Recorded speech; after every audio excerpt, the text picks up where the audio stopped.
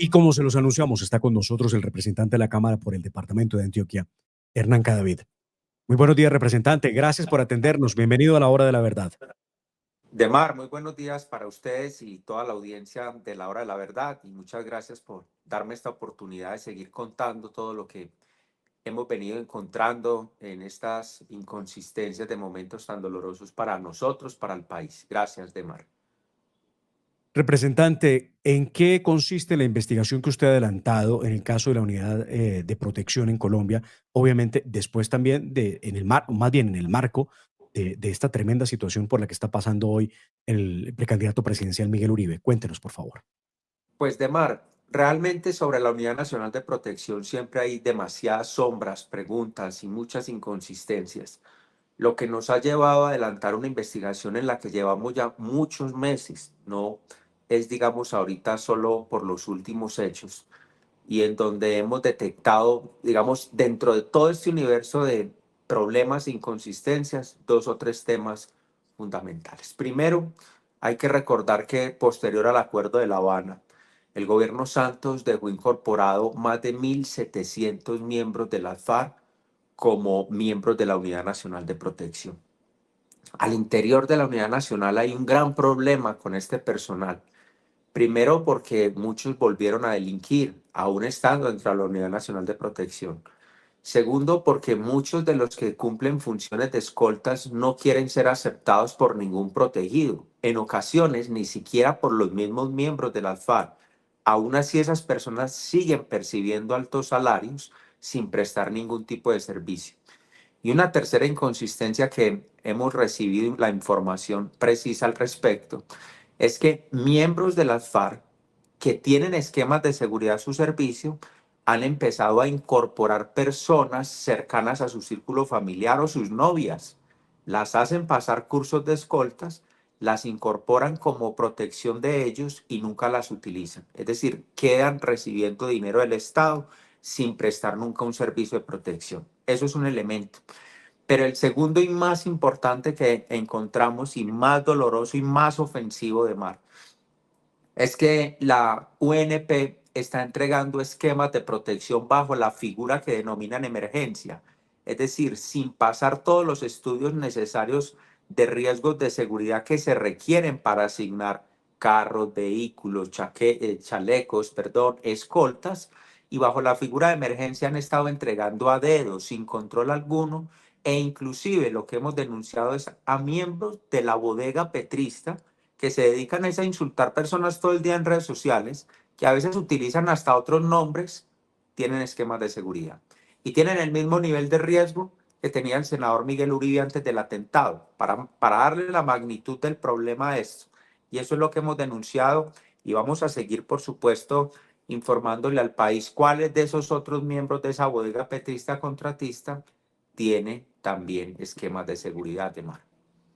Esto es muy grave porque entonces los colombianos con tanto esfuerzo trabajamos todos los días para pagar impuestos y entonces no se protege a gente que lo necesita, sino a los amigos del régimen, a los amigos del presidente Petro, entre otros a las bodegas, que son los que están dedicados día y noche en redes sociales a lavar la cara del gobierno que no lo hace bien y entonces para eso la protección, pero al mismo tiempo se desprotege a los líderes de oposición. ¿Cuál es la situación en estos momentos del partido Centro Democrático, que es partido de oposición, frente a las necesidades y las demandas que tienen ustedes para ser protegidos y tener garantías para poder hacer el ejercicio político que están haciendo? Pues de mar, hay cualquier cantidad de inconsistencias. Primero, las solicitudes no tienen una respuesta exitosa. Yo entiendo que los recursos son limitados y que no todo el que pida un esquema pues se le puede otorgar. Yo, digamos, parto de esa idea, pero hay casos muy específicos. Los precandidatos presidenciales, ¿cómo no van a tener una respuesta eficaz por parte de la Unidad Nacional de Protección? Mire lo que se conoció posterior al ataque al senador Miguel Uribe, que había hecho una gran cantidad de solicitudes sin respuesta. Pero hay un problema adicional, y es que personal de la UNP se le presume, lastimosamente, hay gente buena, hay gente profesional, pero con esta infiltración e incorporación que se hizo de personas de FARC, Hoy ya nadie sabe cuál es el esquema que a usted le van a enviar si no tiene la posibilidad de elegir a su persona de confianza. ¿Sabe qué ha terminado pasando, Demar? Que en muchas ocasiones el protegido prefiere en ocasiones decir, si no me asignan una persona de confianza, yo prefiero que no me envíen un relevo. ¿Por qué? Porque no sabes si quien te está llegando de relevo es una de esas personas de las FARC o una persona de esas que tiene un ánimo de odio en contra del centro democrático, contra dirigentes, lo que tiene una gran magnitud de implicaciones y de problemas que no han sido fáciles de esclarecer o de tratar con el director de la UNP, que al final del día pues es otro miembro más del M19. Acciones, llamados a debates de control, ¿qué cosas ha planteado el representante para ver cómo se mejora la situación? Porque no es fácil. Y esto que usted ha dicho, que yo no sé si todos lo recuerdan, que la UNP hace parte también, una parte importante de exmiembros de las FARC, pues esto no es fácil de entender y de digerir, sobre todo para quienes han sido objetivo y amenaza por parte de esa organización. Pues Demar, es que le pongo un caso específico. La senadora María Fernanda Cabal, que usted la va a tener ahorita en el programa, o en mi caso, o cualquier otro miembro de la oposición, nos envían un relevo de la UNP, el cual no conocemos, que no sabemos de dónde procede. Nos lo sienten ahí 3, 4, 5 días, aparte de lo que hace o piensa sobre nosotros, escuchando, viendo cada una de las actuaciones de la oposición. O sea, eso no tiene ningún sentido, ninguna lógica. Aquí hay que, aunque va a ir a la raíz del problema, no va a resolver el problema, no se nos puede olvidar a los colombianos que esa fue otra de las perlas que nos dejó el acuerdo de Santos. Eso fue lo que le dejó a la UNP, la destruyó. Pero entonces usted me dice soluciones. De Mar, se ha intentado todo. Se ha intentado por la vía del control político, no ha sido posible. Se le dice al señor director de la UNP, renuncie, que usted no le brinda garantías a nadie. No se va, él dice que está haciendo muy bien el trabajo. Se les ha citado a debate de control político, no asisten. Se les ha radicado todas las denuncias posibles ante los órganos de control. Ahí dijo la Procuraduría que había adelantado ya una investigación, la aperturó. ¿Por qué no suspende a una persona que ha tenido esta irresponsabilidad y el estado de cosas en que se encuentra el país por ausencia de seguridad de un protegido? Pero no ha sido posible, Demar, esa es la realidad.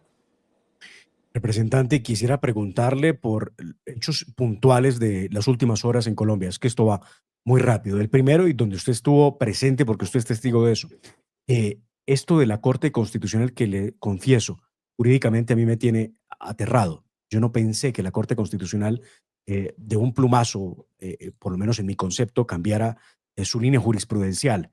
Hasta la sentencia C-481 del 2019 era claro que eludir un debate era un vicio insubsanable que daba como resultado la inconstitucionalidad de una ley tramitada o un proyecto de ley tramitado en el Congreso de la República. Pero lo de ayer es bastante diferente. ¿Quiere usted pronunciarse sobre eso, por favor? Demar, las connotaciones de ese fallo son nefastas para el país en presente y en futuro, y no solamente por la reforma pensional, aun cuando es un problema la reforma pensional.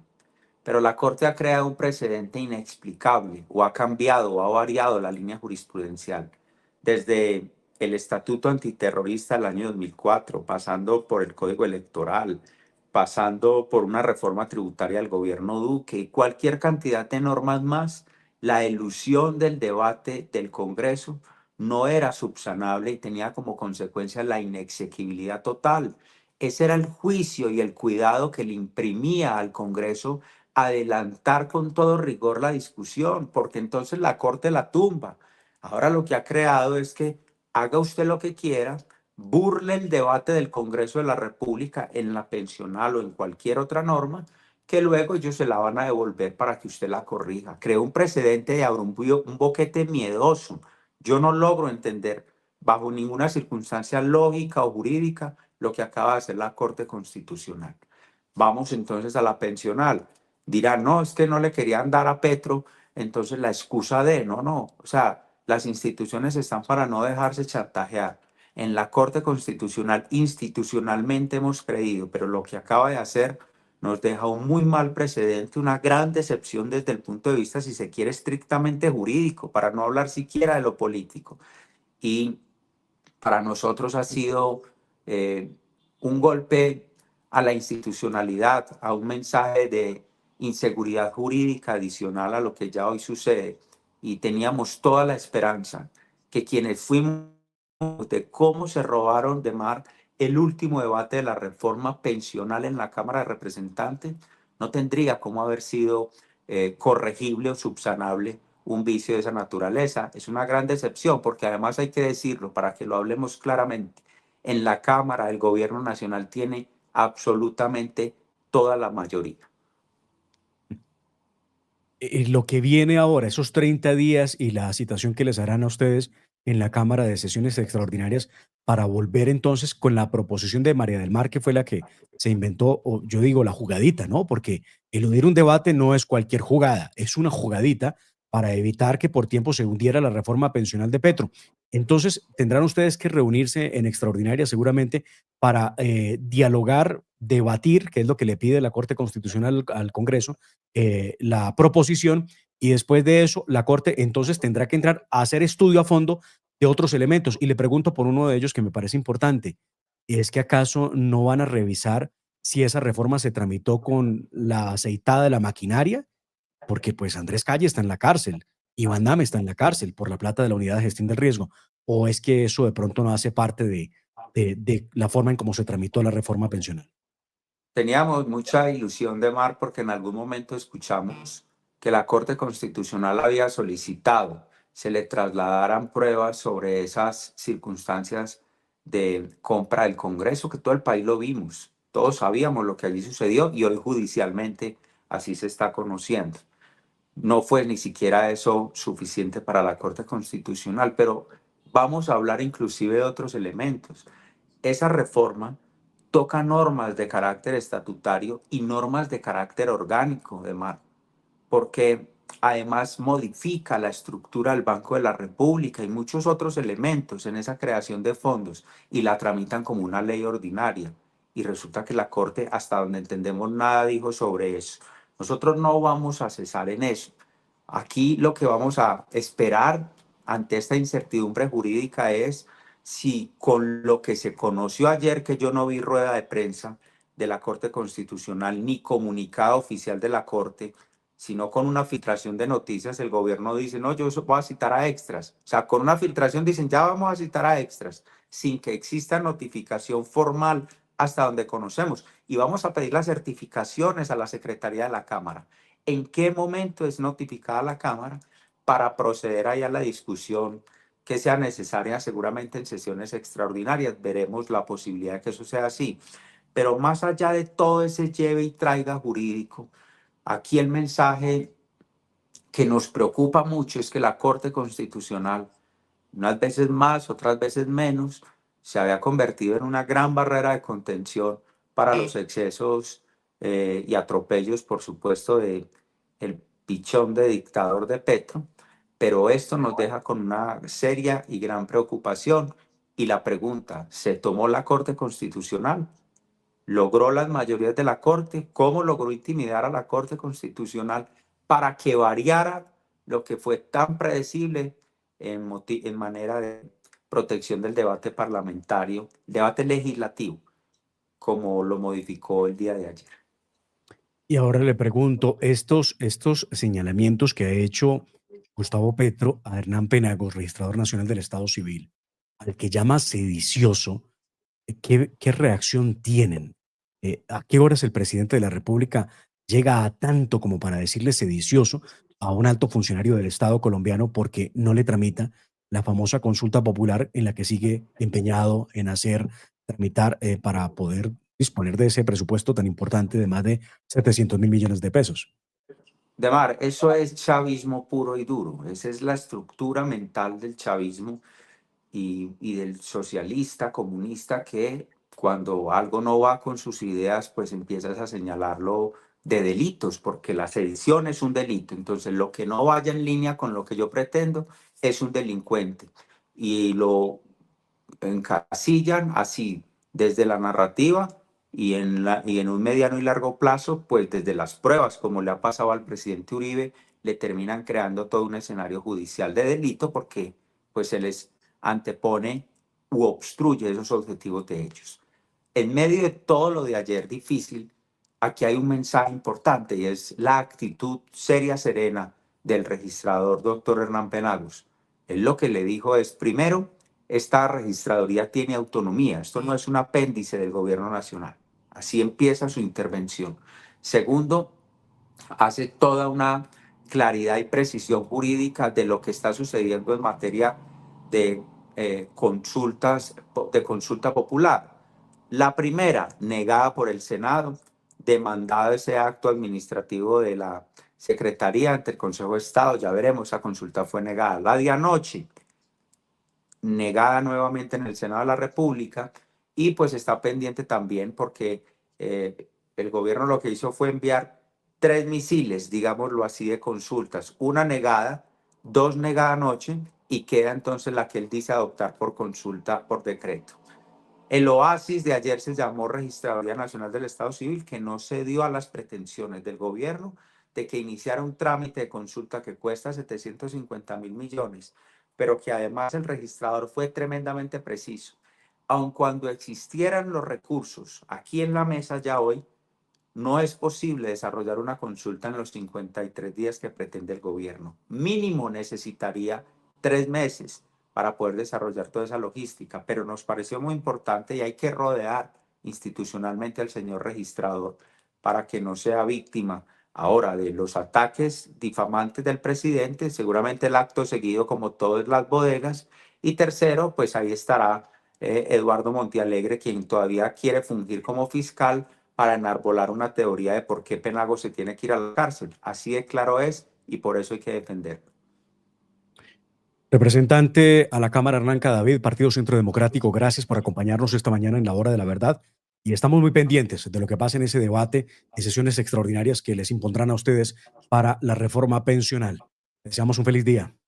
Demar, muchas gracias a usted y simplemente decirle que aunque parezca oscuro el día de ayer, eso no hace que nosotros como oposición, como sociedad, como mensaje de lo que sucedió el pasado domingo, dejemos de hacer lo que corresponde en esta recta final del Congreso, del gobierno además. Entonces, ese es el mensaje a la gente, sin desesperanza, sino por el contrario, sí, eso ha pasado, pero hay que seguir enfrentando y luchando en esta situación. Así que muchas gracias y pues hasta la próxima, Ademar, gracias.